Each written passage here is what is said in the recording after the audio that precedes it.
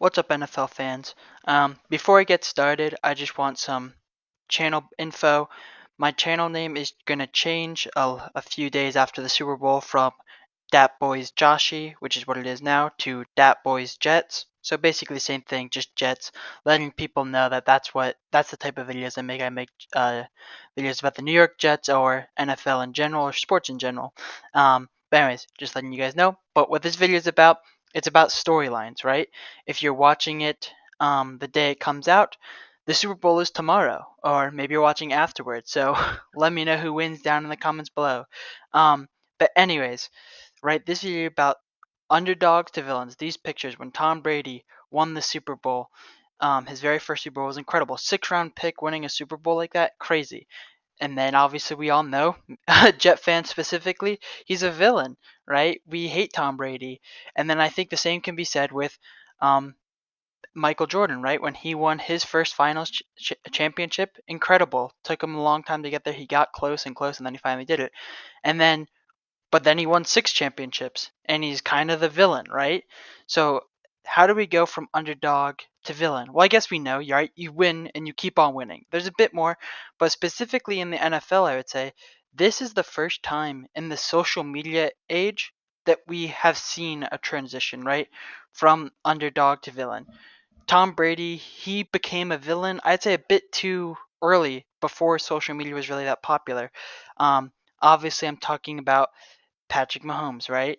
He is, and the Chiefs are the team that, as NFL fans, right? It's already happened in basketball, it's happened in other leagues, but I don't think the NFL has seen an underdog story go to villains in the internet social media age until Patrick Mahomes.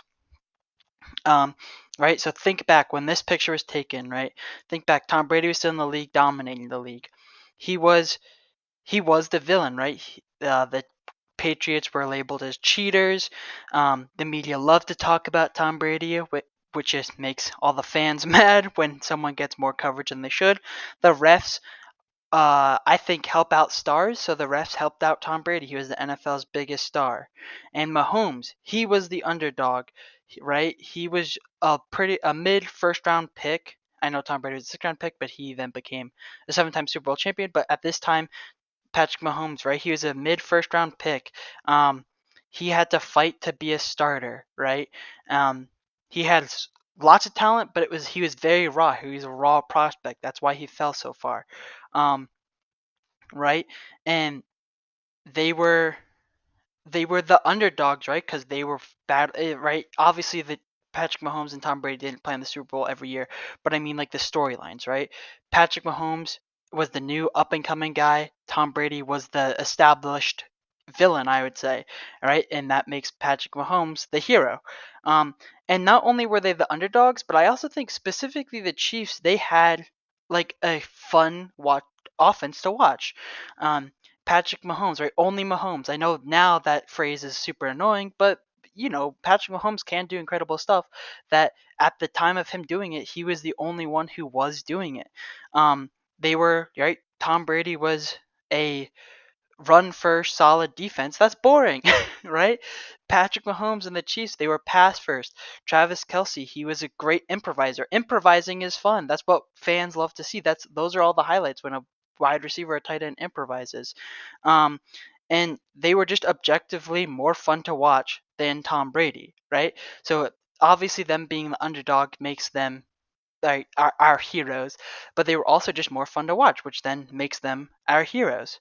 Um, but the Chiefs now, right? That was a few years ago. The Chiefs now, they are, I would say, the new Patriots.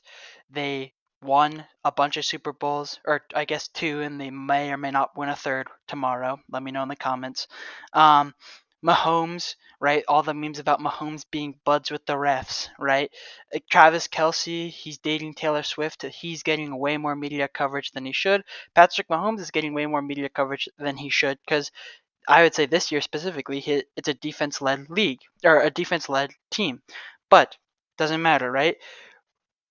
They are now the villains. They're the new Patriots, and I just think it's interesting because I don't know. Obviously, it happens. Obviously, underdogs go from villains once they win a bunch.